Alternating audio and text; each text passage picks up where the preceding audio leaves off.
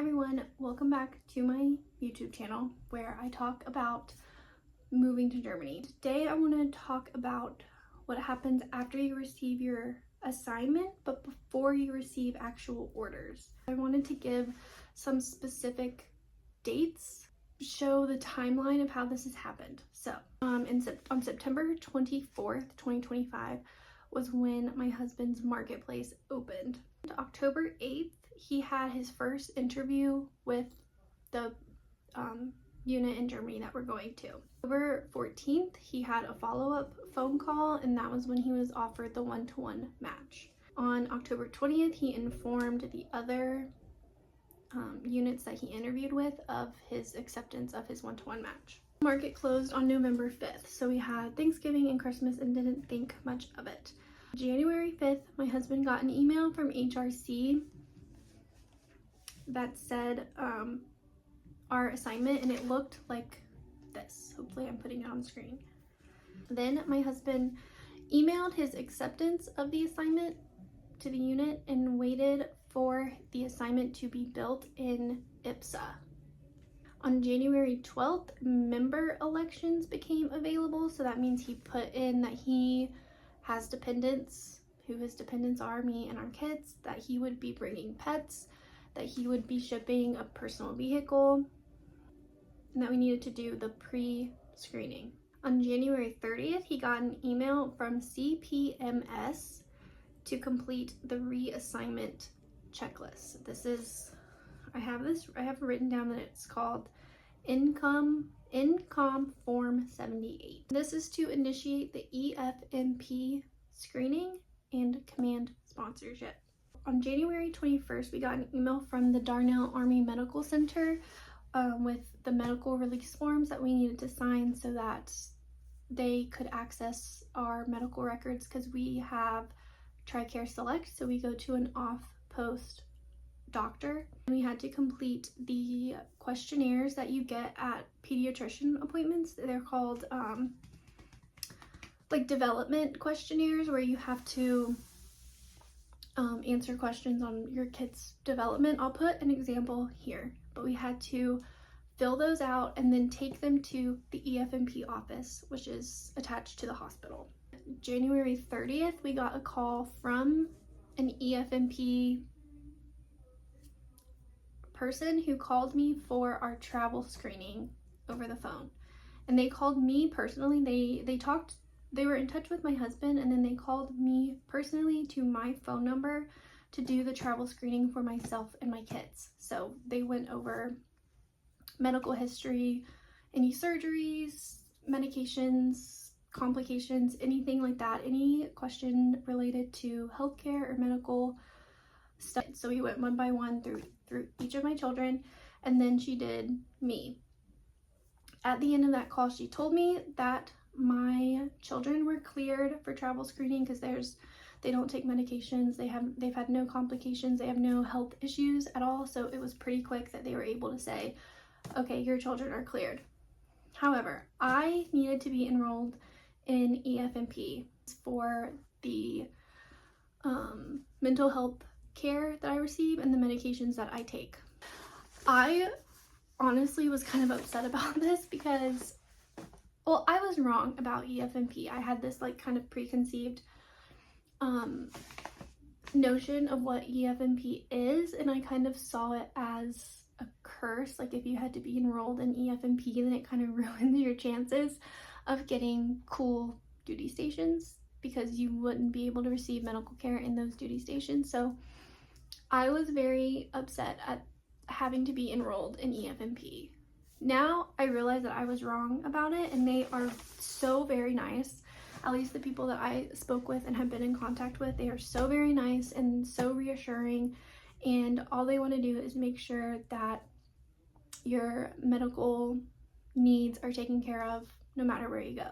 I got an email from an EFMP coordinator that gave me instructions on how to set up my account in EFMP portal, and attached documents that I needed to have my provider to fill out that I would then upload to the EFMP portal.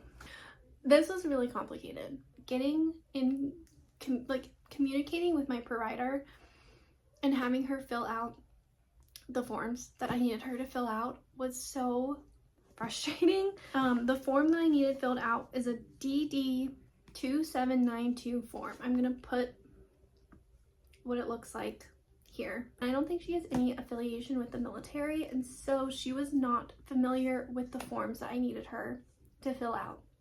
And she only works twice a week. It was so difficult. It took me over 2 months to get these forms filled out by her. I went back and forth with my provider on how she needed to fill them out, and then on February 14th I got them back from her and I uploaded them to the EFMP portal. On March 10th I got an email, or I got a phone call back saying that there were corrections that needed to be made on those forms because the provider did not fill them out right, and so I had to go back and forth with her, with my provider again, to get her to fix the forms. On March 15th, I was able to upload the corrected forms again and submitted them.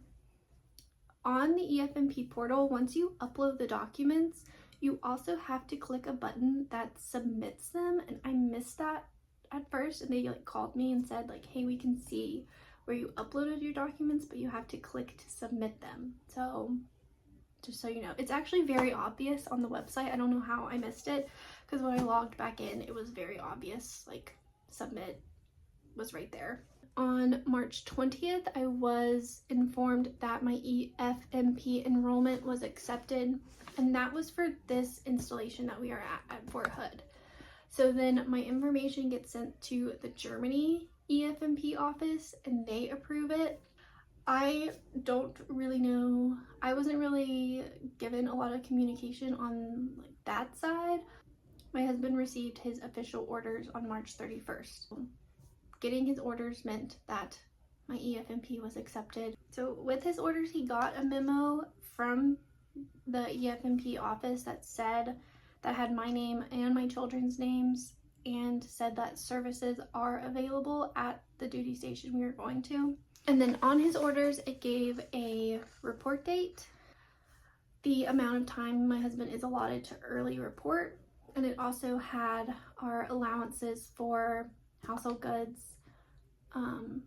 unaccompanied baggage, permanent storage, carry-on stuff. The first thing you need to do after you get your orders is get your passports.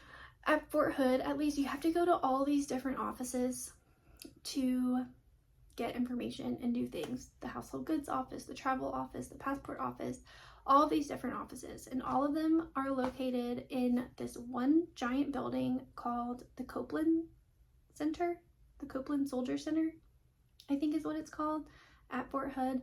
Maybe I'll put a picture of it right here. Every time you go to the Copeland Soldier Center, you will be frustrated and you will leave with more questions than questions answered when you go there, because this is what happens. First, you go to the travel office. They say, we can't help you until you go to this other office. You go to this other office. They say, we can't help you without an appointment. So you make an appointment, and the next available appointment is probably in 2 weeks.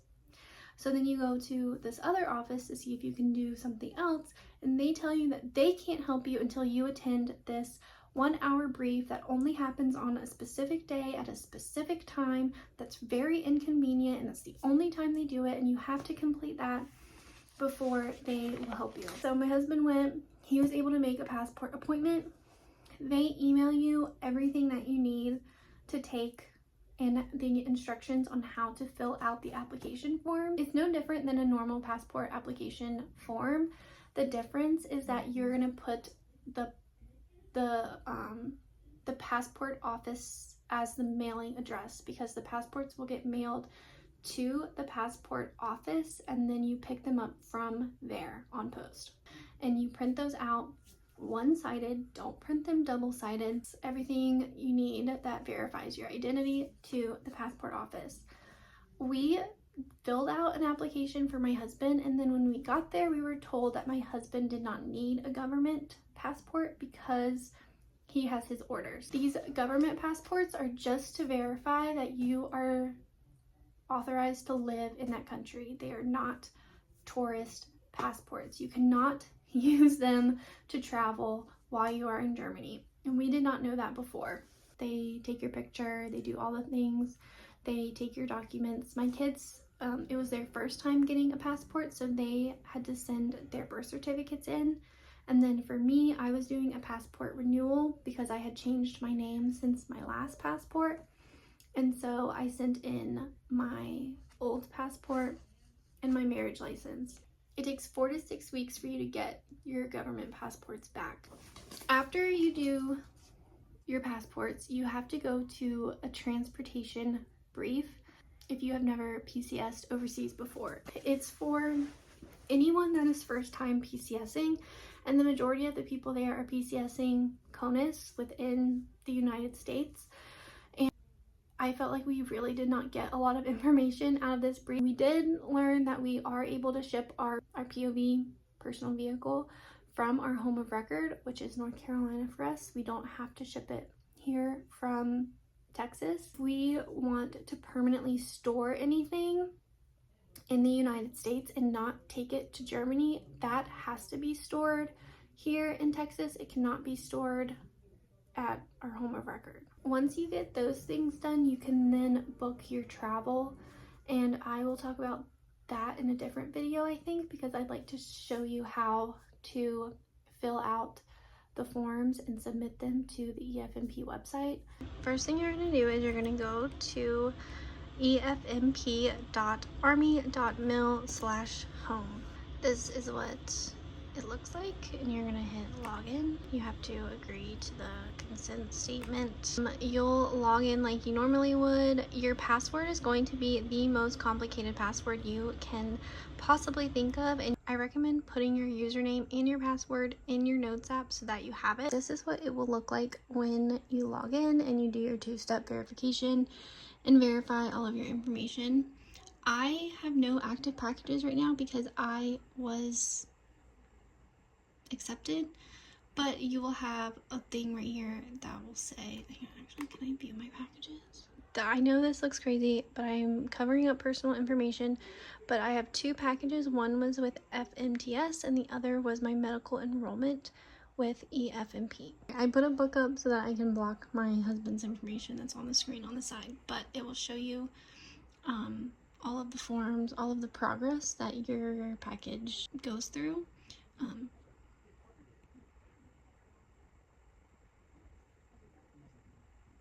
At the top right here, this is where you're going to upload your documents. You're going to click on this. We'll upload your documents. You'll choose from a folder. The way I did it was I filled them out. I sent them to my email, saved them from my email to my desktop on my computer, and uploaded them that way. This is what the DD2792 form looks like. Anything I do on my iPad, I also was able to do on my phone. You're going to click the markup but choose to write it.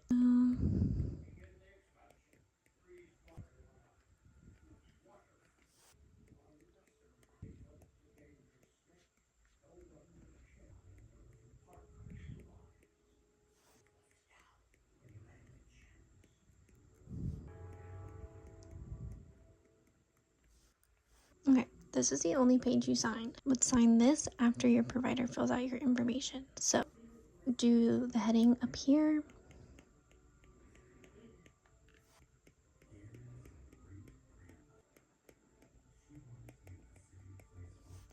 And you would do that on all of the pages.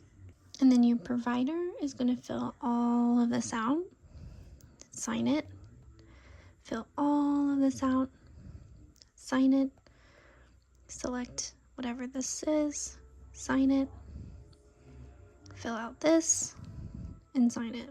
Once you get it back from your provider, you'll go all the way back up and sign this part. And this date's going to be after. Hit done and save it. Thank you for listening. I hope this has helped you if you are PCSing overseas. I will see you in my next video.